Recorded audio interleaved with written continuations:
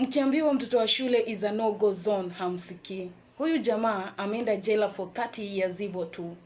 Kuchukua mtoto wa shule na umweke kwa nyumba yako ndio makosa kubwa sana unaweza fanya kwa maisha yako. Juu ukipatwa hata hakuna kuongea.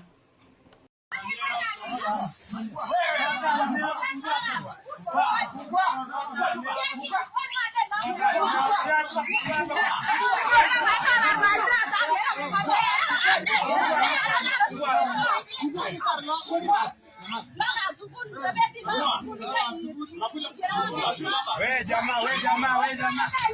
Naomba hii bwana.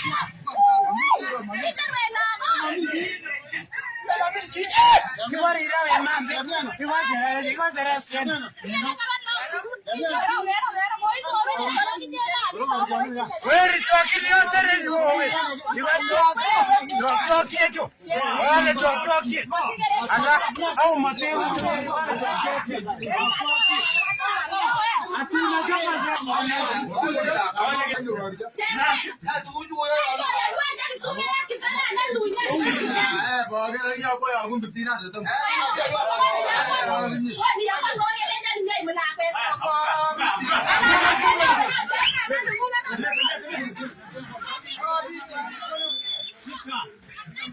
Shika hapa wewe.